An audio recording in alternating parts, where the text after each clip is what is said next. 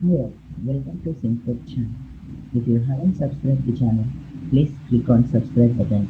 If you want to get more updates regarding the SyncTech, please click on the bell icon so that you can never miss any notification from SyncTech. In classical software development programming, what we do is we start with a lot of rules, what we call programs. We write them using programming languages, and we provide some input to these programs. And these programs process the input and give us some answers, right? So that is how most software is implemented today.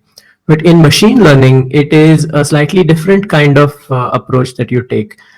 In machine learning, we know what the input is and we know what the output is going to be, and we expect the computer to figure out an algorithm or a rule or a program to solve that problem, right?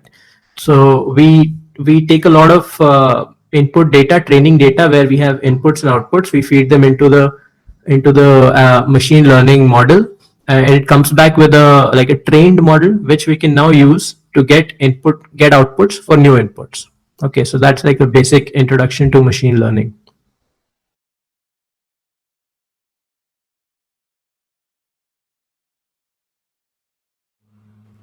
So we'll begin with a brief discussion of the basics of PyTorch and talk about tensors and gradients. Don't worry if you're not familiar with these terms. We are going to cover them in a lot of detail. And as you know, this post is the first in a series of tutorials on building deep learning models with PyTorch. It's an open source neural networks library developed and maintained by Facebook. And this series attempts to make PyTorch a bit more approachable for people starting out with deep learning and neural networks. In this particular notebook, we'll cover the basic building blocks of PyTorch models. So this tutorial takes a code-first approach towards learning PyTorch, and you should try to follow along by running and experimenting with the code yourself. We'll use the Anaconda distribution of Python. So this is a popular distribution used for data science because it comes pre-included with a lot of data science libraries. And we'll use it to install libraries and manage virtual environments. For interactive coding and experimentation, we'll use the Jupyter Notebook platform. Don't worry if you're not familiar with Jupyter, we'll go through it as well. And all the tutorials, all the notebooks in this series are available hosted on Jovian, which is this website.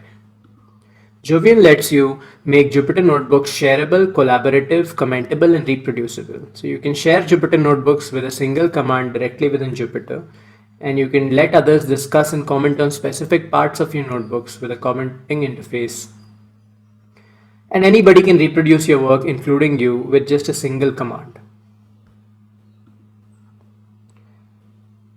So here's what you need to do to get started. So first, you install Anaconda by following these instructions. This is on the conda.io open source project homepage, and under the installation page in the user guide. Depending on the platform you're running, you might have to follow different instructions. In my case, I'm on Mac OS X, so I need to follow these instructions. I already have Conda installed, so I don't need to do this. But what you definitely need to make sure is that you have Conda added to your system path, right? What that means is if you go to your terminal or command prompt and type the command conda, that should give you a set of instructions.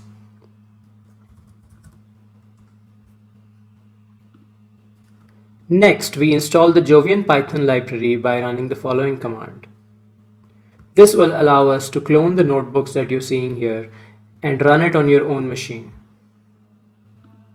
So I copy this command, paste it on the terminal,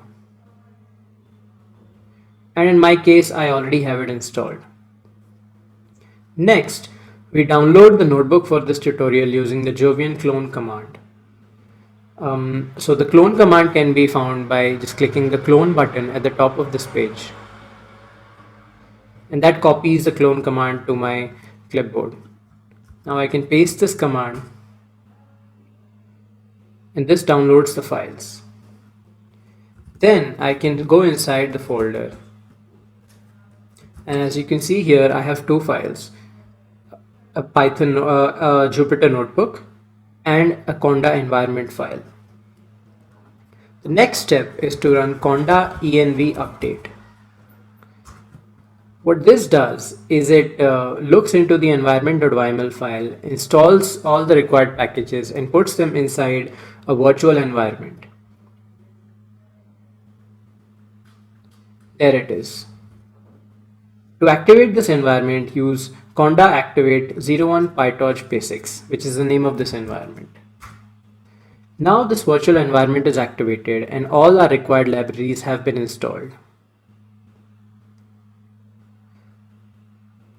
Once the virtual environment is active, we can start Jupyter by running the Jupyter Notebook command.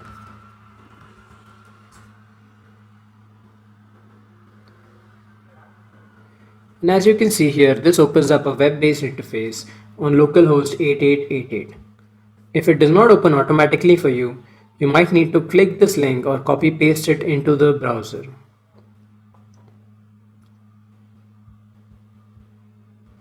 Now you can see that I have the same notebook here, and once I click on it, this will open up the notebook within Jupyter.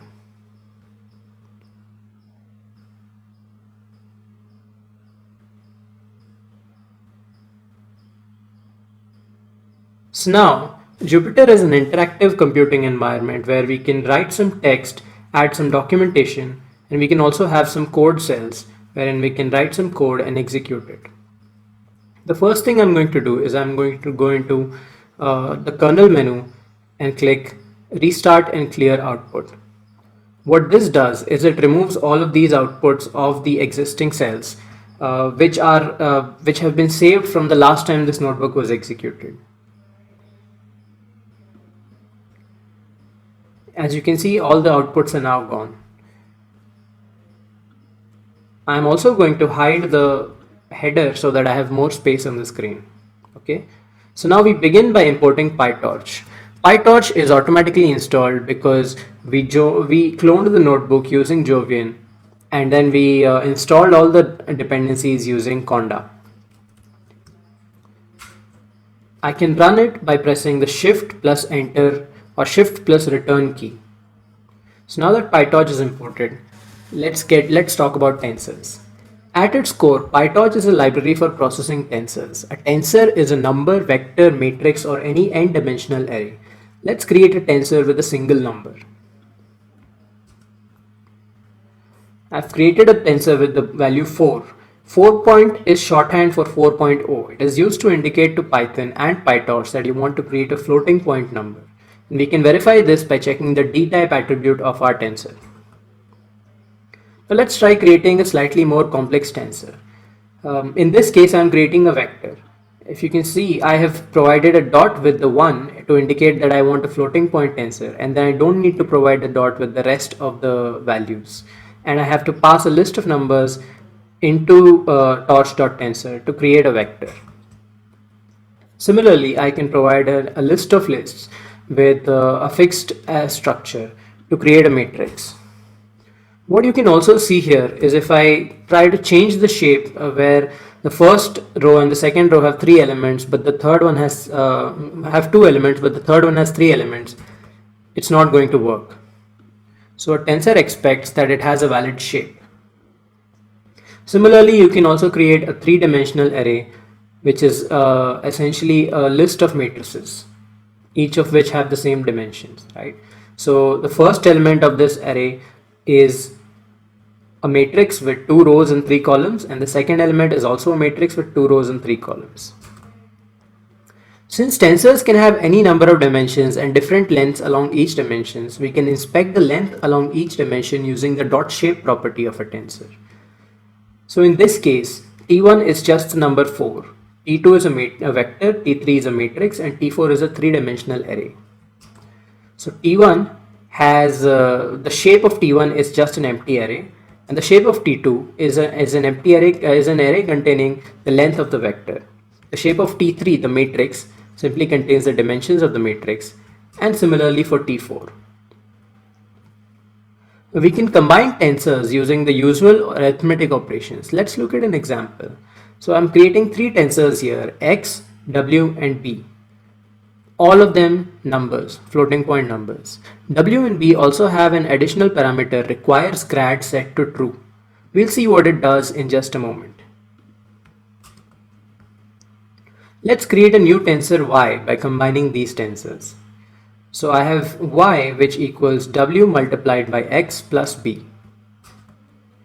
And as expected, y is a tensor with the value 3 times 4, that's x times w, plus b, that's 5, which is 17. And what makes PyTorch special is that we can automatically compute the derivative of y with respect to the tensors that have requires grad set to true, which are w and b in this case. Right? So to compute the derivatives, we can call the dot backward method on our result y. And the derivatives of y with respect to the input tensors are stored in the dot grad property of the respective tensors.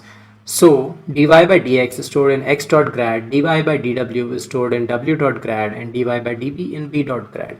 Let's take a look at their values. And as expected, dy by dw has the same value as x, since y is wx plus b. So it has the value 3, and dy by db has the value 1. Note that x dot grad is 1 because x does not have requires grad set to true.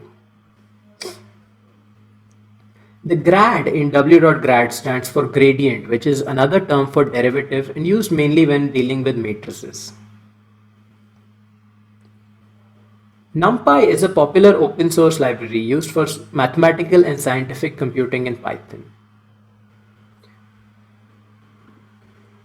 It enables efficient operations on large multi-dimensional arrays and has a large ecosystem of supporting libraries like matplotlib for plotting and visualization, OpenCV for image and video processing, and pandas for file I/O and data analysis.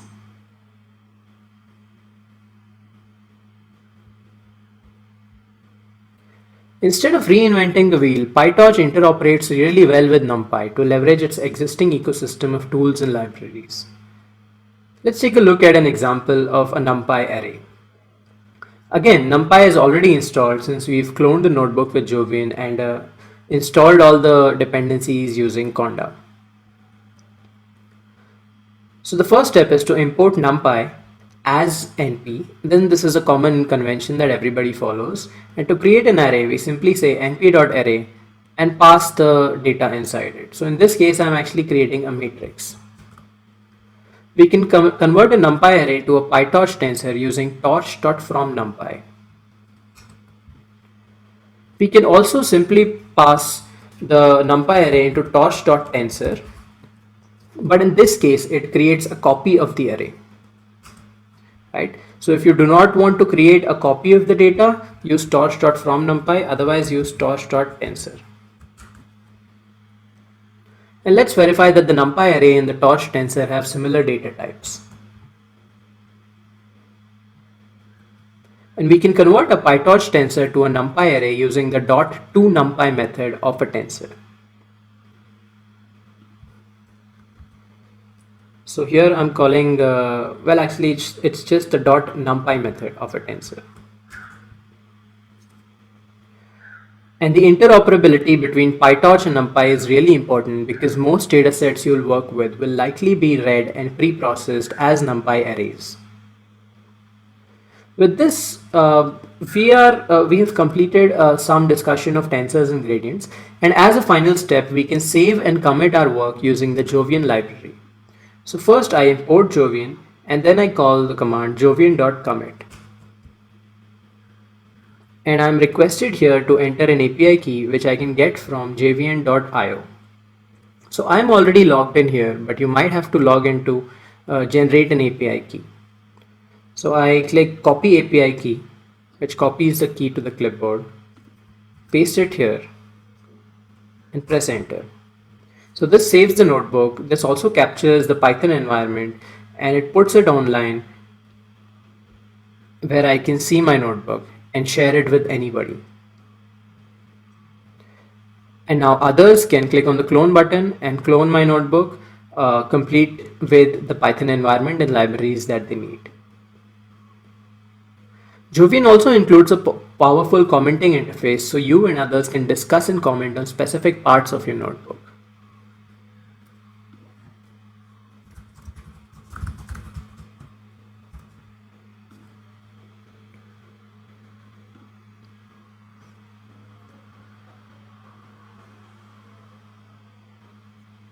Tensors and PyTorch support a variety of operations, and what we have covered here is by no means exhaustive. You can learn more about tensors and tensor operations by visiting the PyTorch documentation.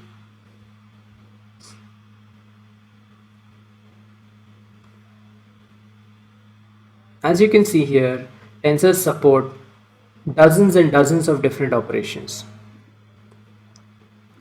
And you can take advantage of this interactive Jupyter environment to experiment with tensors and try different combinations of operations discussed here. Right. Here are some of the things to try out. What if one or more of x, w, or b were matrices instead of numbers in the above example? What would the result y and the gradients w.grad and b.grad look like in this case? What if y was a matrix created using torch.tensor, which each element of the matrix expressed as a combination of a numeric tensors x, w, and p? Right? What would the gradients look like in that case? And what if we had a chain of operations instead of just one? What if we had y equals xw plus b and then z equals ly plus m and so on? What would calling w.grad do? If you're interested, you can learn more about matrix derivatives on Wikipedia, although it's not necessary to follow along, and we'll cover the material as and when it is relevant. With this, we complete our discussion of tensors and gradients in PyTorch, and we're ready to move on to the next topic, linear regression.